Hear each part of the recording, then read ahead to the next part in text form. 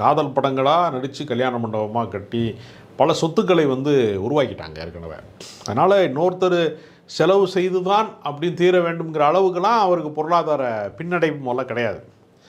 ஆனால் ஆதவ அர்ஜுனா மாதிரி ஆட்கள் வந்து உள்ளே இருக்கும்போது பல சோர்ஸ் உள்ளே வரக்கூடிய வாய்ப்பு இருக்கிறது.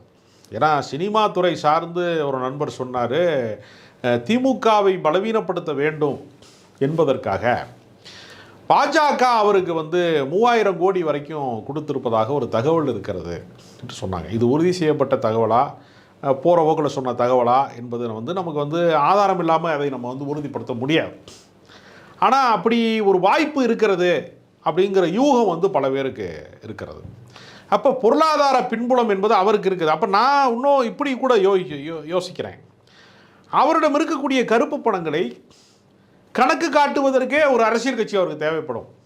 இப்போ நீங்கள் உங்களுக்கு தெரியும், ட்ரஸ்ட்டு ஃபார்ம் பண்ணிவிட்டு நீங்கள் வந்து அதில் செலவு கணக்கு காட்டுகிற போது அதுக்கு டேக்ஸில் வந்து அது வராது. அரசியல் கட்சிகள் எல்லாமே அந்த ட்ரஸ்ட்டு வகைரால தான் வரும்.